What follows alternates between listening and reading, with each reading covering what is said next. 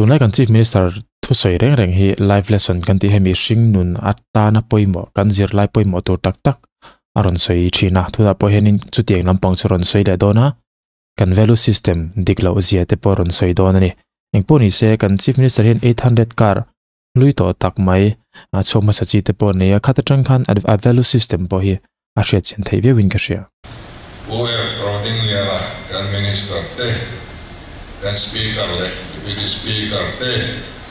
kan minister dan te le advisor to chief minister te board chairman te OSD te le kan official local com te tin pi sang chin jinja secretary te Kulal Munsiama additional director le official local song te voina he hun koi mo tak bang tura hotel industry nei tu te le chen du tak te sibai kabu ka chu opposition kan ni lai khan kan campaign na yan tu ka soi reng yan MSME soi tel lo yan tu ka soi khat le kan ni lai khan na sa takin kan au kuya amaro chu akhiya kan manglowa awareness campaign na ta na sum local te ko atangkai waklo nin alanga hi kan ram mamo ani ti kan ria kan dilai tang khan kan veide ema kan soi chi ne when I am chu kan dream chu kan vision chu di puisin alone don ta MSME Facilitation Center or sale on the round, raising and accelerating MSME performance. Kiko program kan nita hi along le maya. Abu itu commerce industry talk to the along to kasini. Ini buat saya na aro kuile mai itu insuaniti aciana. In Etiang lampang industri langkai noi ayan Mapoin in tok home na desyan alon in tok China kalklem tele bayan dia Wene rajuan wana pa hol khat kan lokal tahi mi pui mai sei na kar kan niya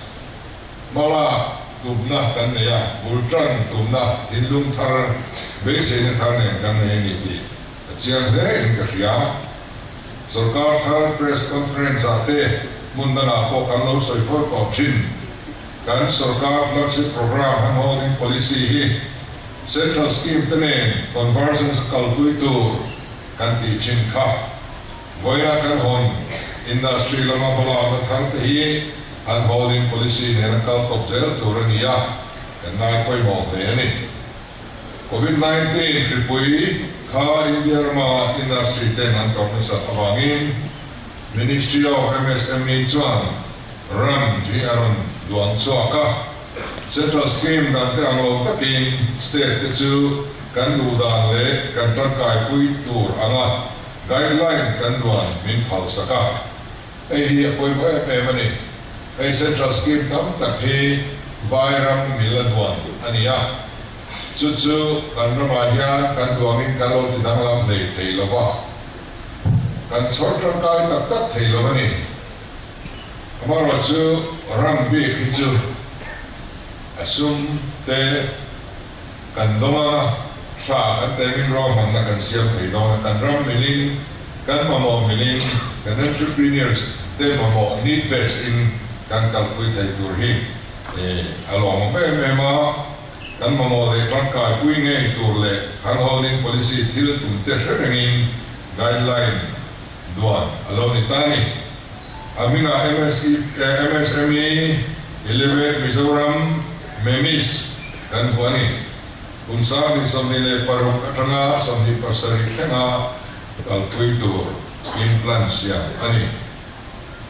Facilitation Center po hiya minang yan, kan industry na ito di kalkuitur to sell, ani ya. Industry na ito tehi, le kajirsan, ang nivek loba, le kazin sang tang kwa khet yang har tak tak hil alo tam bok sia document contract le bank man tang kai ko ma po fiat tur nam de chu dia kilen kim industry nei tu te nan mo in renga an por thei tur ani MSME guidelines mizo trong kai na te kan tuma web portal te mobile apps te one stop solution apps tlangin kan ron duang dona database verify ta nei te po kan tum dona ni industrialists kan hanti te entrepreneurs kan hanti te hi dia kan thei anilo til tumun vek ania am himpo kan tumuna kan project te kan trade te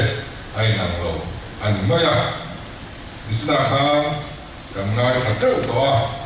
udiam registration khan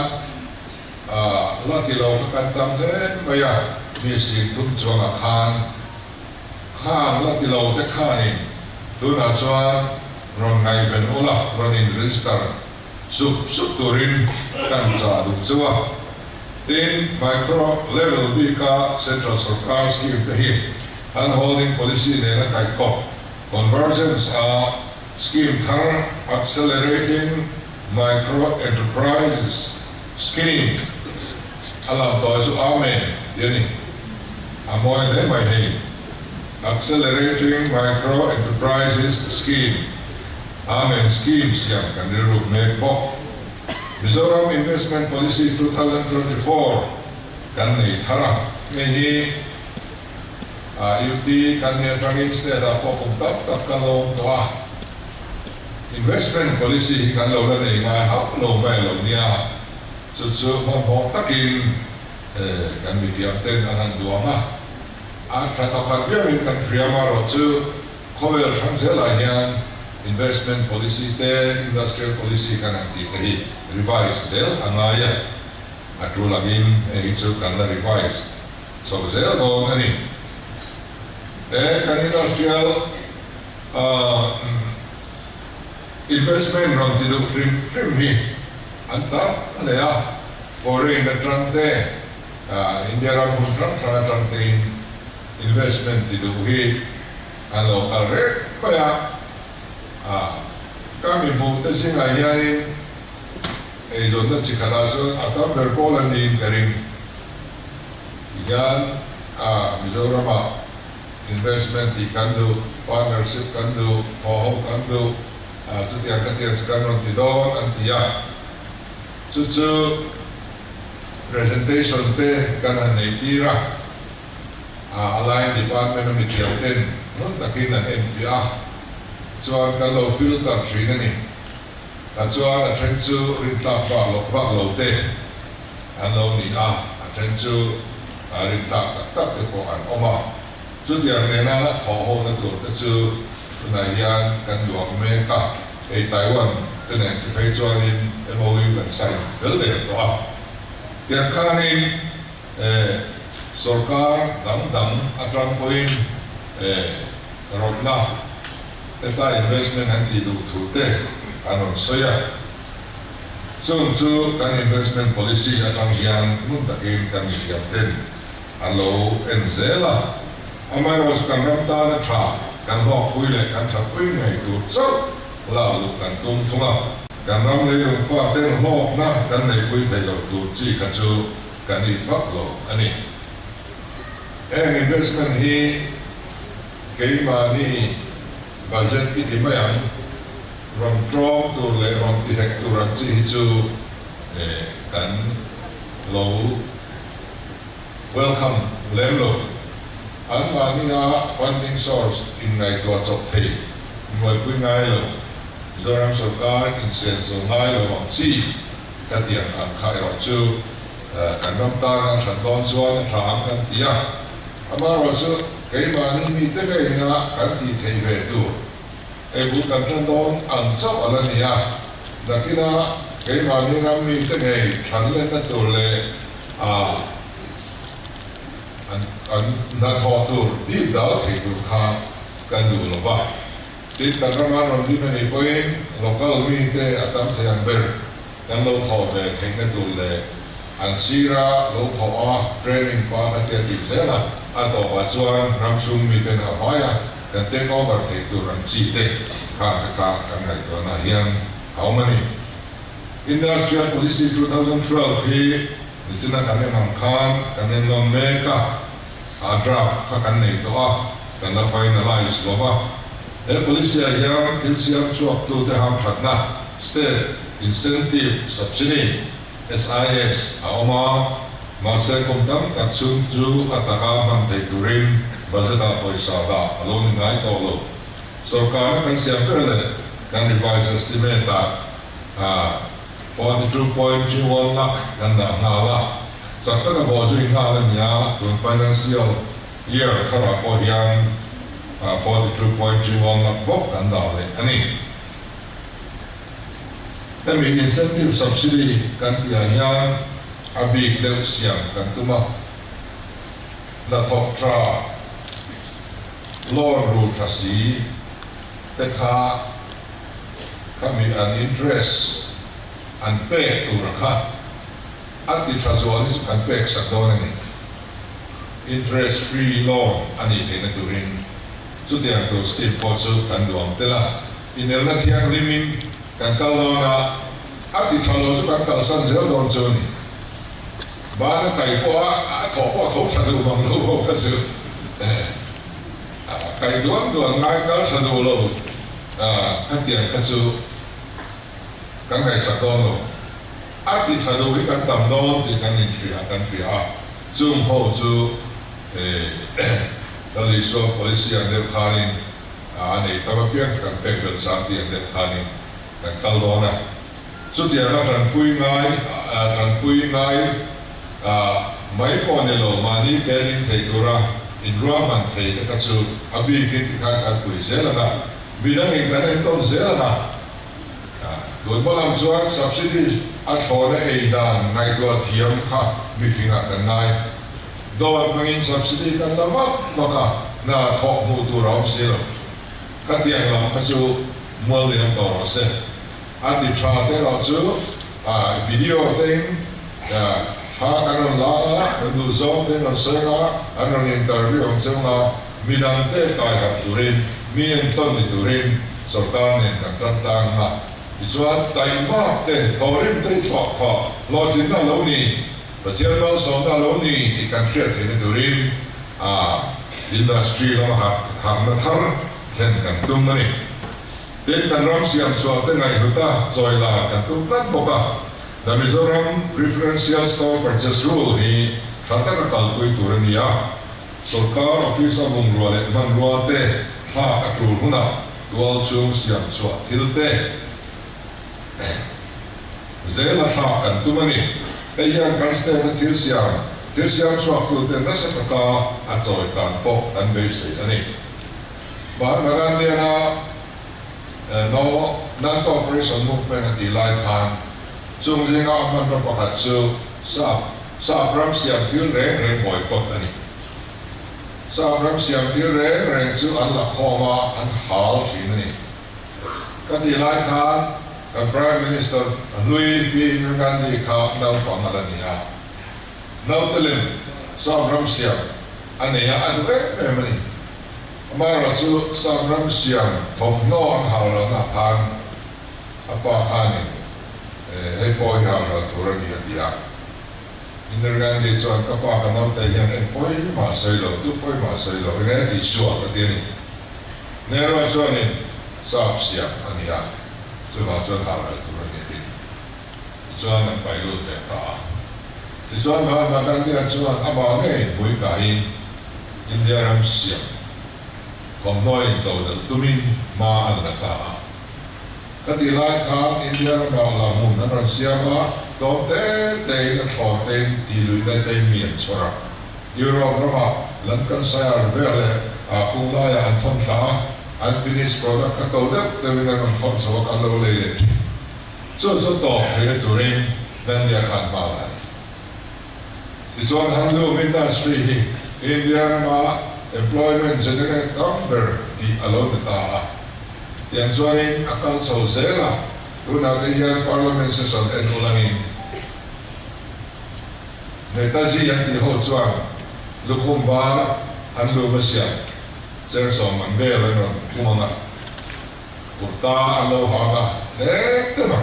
chuan men no ki ano ma po harang ya handum chu ta chapal le tema anon mun a chu dia chu dia ka kal chu khola ya po hian mi na lai me man India pi hian Rajiv Gandhi kha voi ka chu ji ke kor koren ji ke kor man to kha ha ya a per ram kho mai media social da na san to Indira Gandhi ne na kan ju chu rong khang asana kha HND siam India siam chen la thum bel man ba abun nai lo so dia ko a briefcase ka India siam India Minister Zong Ambassador Karan Chuang Bekbok Mani Ram Siam Ngai Sang ni Kaya di UT tinatanin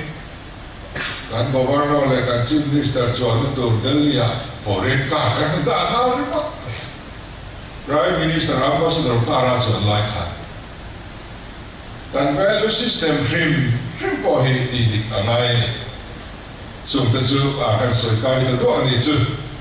tu bangin bangin ram til chua til siam kan nai sa tu nai ya mi pakhat mi chu ka sei lo ma ya thing na in sa ai introduce me ka ni hom da bang re lo thing li re in sa da amoi na trai me do ni kan la wor lo ni kan la khan innovation lama te kan ram til be chana kan raw material pathian min pe banga ti kan tuma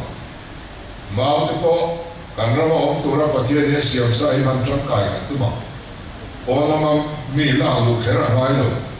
til thalo ram thena contamination e siama bol la ma thana til kan la hu hian til tam ta til boya sen te ya thona hore nei chuan chin chuan til ei tura pa til chi re sterilize ani lo chuan doctor certificate in kan lo chuan anrama enzima mai an chi po engma kan lo thal chu de khop chuan pathian in ram lei lu ngani na tro tu ra da te om tu ra da te min an lo ro ani kha pathian ram ruat ang lo zong natural law al zong a kan di nang la pat pa khian kan wal the ni di an fia ngai poi mai me mani Then Central Sarkar and Tunai may come notice that the town Unati scheme, Uttar Purva Transformative Industrialization Scheme, Arunsian Tara. The scheme Tara here, capital investment subsidy, Zasam Tumatara Soma, Oma, actually subsidy. Micro enterprise, Noik Somnatulam, capital investment made the page one, and factory building sufficient of trampoline. Subsidy hi an pathai dawn ani kan entrepreneur tem mai benin atam thayang ber ngam thang kai se nu le Mizoram yan industry din thei til siam chuak tiang producer tra an mamai pema so dia mi de chu kan asset kan ram economy na na tur te an ni state house kan ni hon tur po so dia mi de chuak thei kan na hun huna ani chuan chuan mi thei na nei phot chuan hola na ron kal pui ro se Tran thar thiam na le thei na nei te ron chuan lu se hola kan ram hi inin kharang ko kan mi hau sa te po hian chiang ho le po company an tein industrial unit te service sector unit te ron din chur ro so ka tran pui na tel lo poin tong tang ta hian lo thin thei ani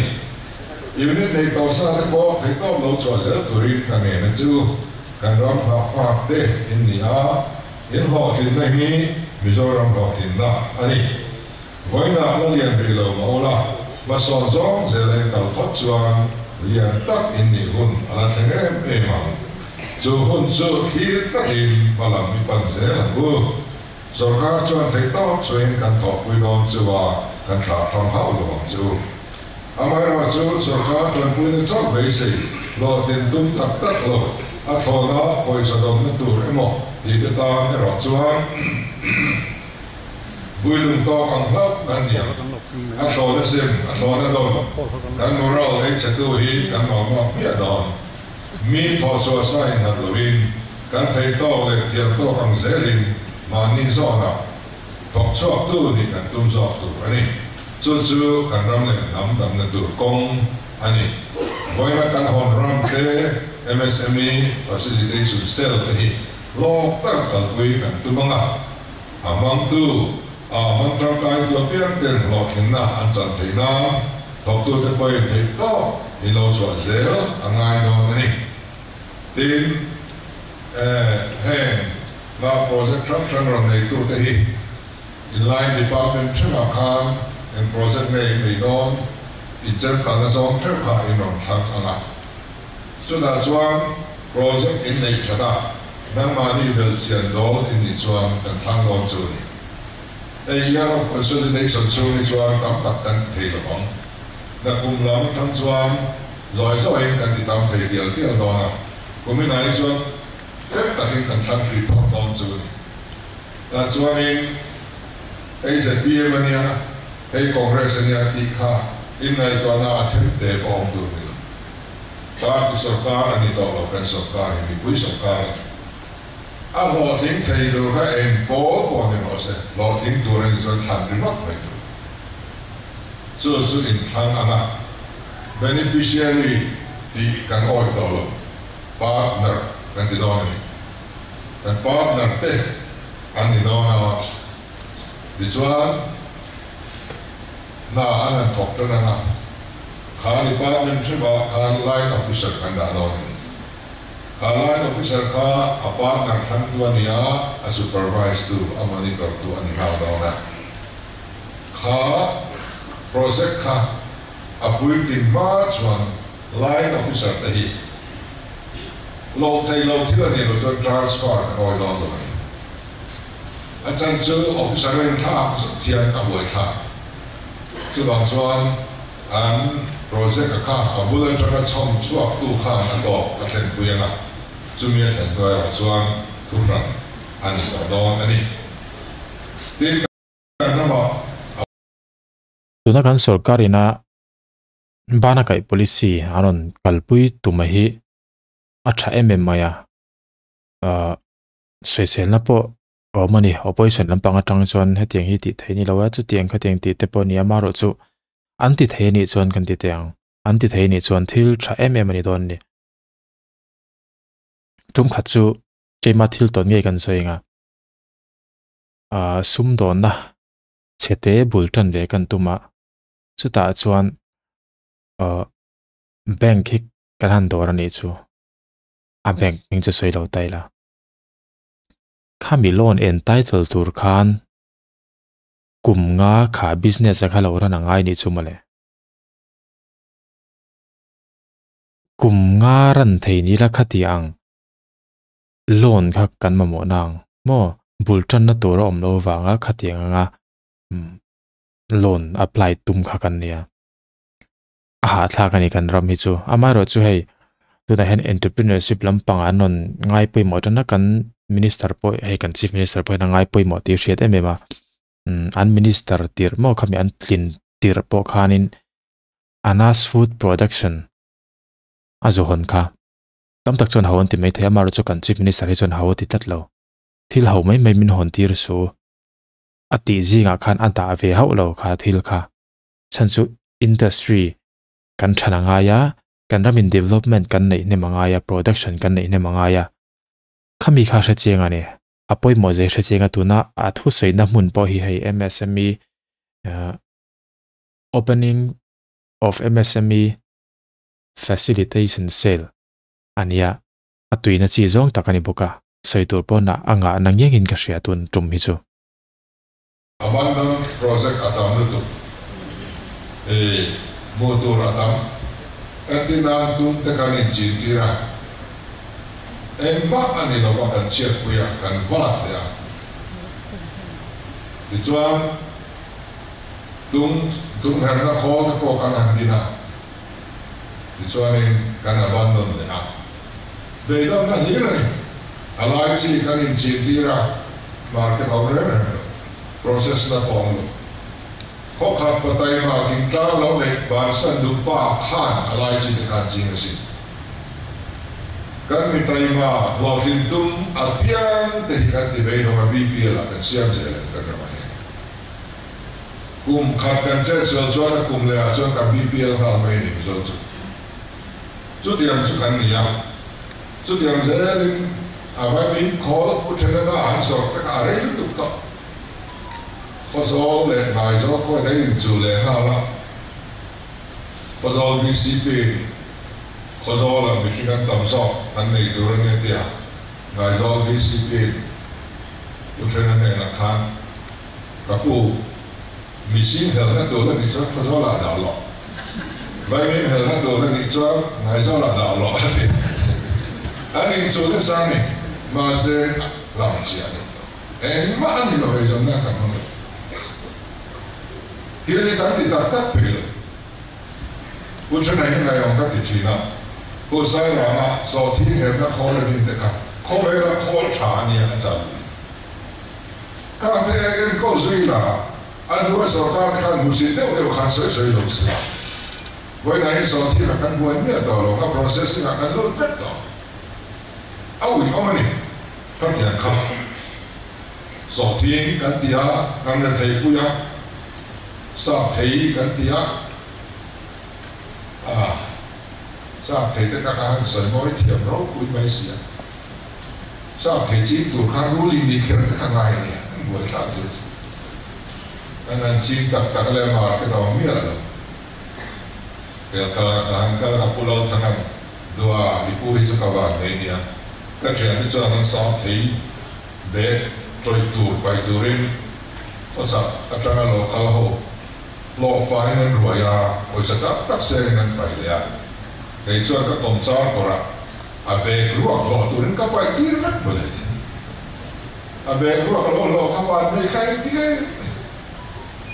khai bao giờ xong khai kia về gì để tăng cái bề để thiệt,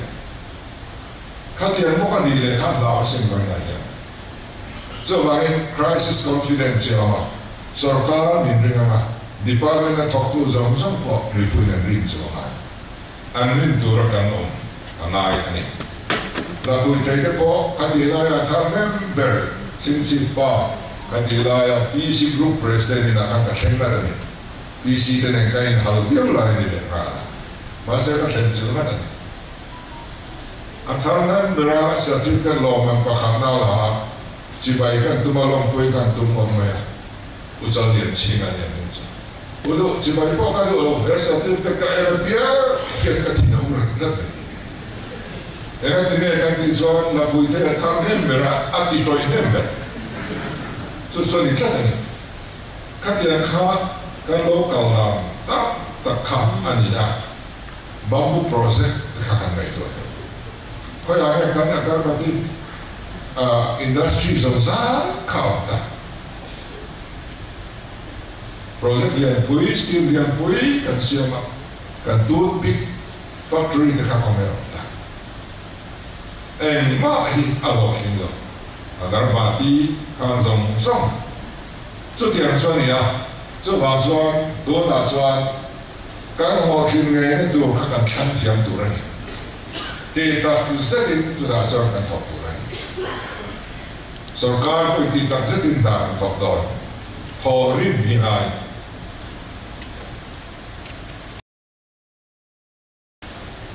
Sarkar na top de daw de kan niya. O kung ikaw halin mo may. Millionaire fanufa pati ang halam rin. At top nasa ito. Cover the survival of the fittest. So lang suwain mizode ang sangka. Ang naya. Dikcia soalnya ram nama soal official depo, senior officer depo. Mizoram ama facility ini cahaya memkarimnya. Rombol deh ama ini nih di coba nih. Uram sana IFS nilai kanin Paris akan lukian sila. First secretary ni ya. Ompoi bakat maalam lo, Allah ini ada ya. Ama ini orang yang bawa. Kini kan gom sama itu, ani. Sebab ni kan boy pui dek bertahi bulan kan mangwa. So ni boy pui masak kan tu. so tin hi process phok anai tunai hianin so tin process na tur hi le akal puinan tur hi nasa takin kan zong me ka chuta chuan kan thar nem don sia ei hi hok taka Itlami te ipte a paisa lu te na turin lo cham pui kan tung lo to rilat mai ni so ti ka hi kan chin dem ti kan fria ten ka te gan le le te tak tak lo ham tin in mut alo tui lo de ani point tui takin lo mo ro kan ti don ani mo mai hi chu ten ku va kan boi pui ku va hi tin ne kan process an ti kan mai twa priority to priority kan pia rong siam na dai factory hi rondi lu tu kan bu fel di to a ei arang te yang bera di kan tumbok ani tu tiang te chu kan soi del noi do tin kan soi le lu chu project reng tu ma chu department ni an ma ni department chu che an ria tu ta chu project an siama kan dia ada tahu kan department dengan lo siapa dia, anin sepok dia lo. Conversion sama ni. So dia kan kalau macam overall state interest kan kita kalau apa. Dan kan so officer kan dia kan bela NGO dia minum lain sila. Hey in department hey kalau makan bela hey ronda bela ni kan dia. Local press apa mai kan ini bukan bela. Terkait sila. Kan yang lekakan kan di mentura ni. So bangsa tu na transfer office memorandum kan suatu department zong in project pun mau cing ni. Tu mana ni final kan oi tahu. Inon siapa lani na aron luta. Lani ni nalawayan di kam. Lani ni na asyik film dua finance department nalaw luta. Kan sumdin bunden kan enak. Sudah kan approve sinsu kan hele lega department atau akal itu turun di tahu doang. Sudah kan di film lawan di poisa atang kain kan mangkai tak terlalu tina costoris teka. Ini pun lebih lalu siap sub selamun kata teka. Aduh ni. Pakadin department pakadin hele lalu dah tahu soal pakadin nak dia siapa ni jual soal ada berasa. Kan dia kalau monitor kan dua. Semua tahun soal SIP tunai kan page atau planning akhirnya dashboard kan idona SIP dashboard tu planning awalnya chief minister rumah awak dona. Tujumin kan project yang monitor dona soal ni kalau mai nol sudah soal ham information dona soal kan ini lobat chat error soal idona information in field chat soal kan di mun kan kita soal dona. Call ni maslah, call dah lu tu kami ring tahu kami. Susu terangkai dewa, Roman, tumulang kedua. When I hear, jangan kami kau mai, di saat ini kalah. Dan ni hal yang poh yang, and proses kami yang di lokasi mula ni. Asyik kau, nanti not just di kan dereng ni, azal apa ni? Bana kan chief minister puhola ne MP kan ilain bufai kan zubdila. In bufai min pe kia na dailo min pe belu kan dia. Oleh dia min pe bela. Min pe belu ni man maula kan min puite na leina ne cholo. Aleina poisa min pe belu kan dia. Zahak sin. Masa kan memotat sini. Kay po finance minister conference sa Chennai yan delia kalau.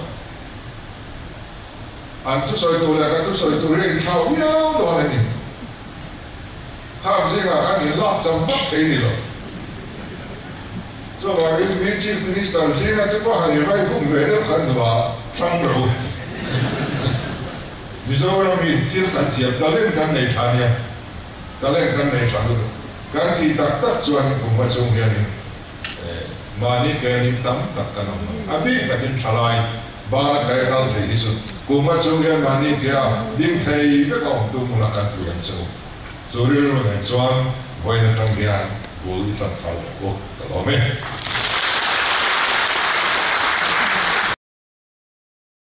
thu sei atop kharna hei ka chu thata kan nirwan me kan nui alo ti za deuh mai thei atan ka chu finance minister in to khom na zukal state azonga state pachepol mo industry ti tham nei lo engma thar chho nei box si lo silchar kong apina state boy ningal ringot mai state atanga finance minister zukal le eta industry tam tak nei kan state atang chuanin bu fai chuti zat quintal chuti zat chu kan thon choka state tanga brick chuti zat chu kan thon choka cement chu tiang chu kan siam ati tenen kha chuanin za thak lampanga te pokal mai theini mo chu wang chuanin he bana kai policy ti te ataka a result mu acha kom katia an plan anga kal theini chuan kan hmungei thura pohan ngai bok taila thain ka ria kan ram hi silchar kong pinna wang te a buai lo tura kanin developer kan tran hi poimo tak zet zet ani ti hi to khanan kan soi ve theng khati zong khatun tum ve chuni ro se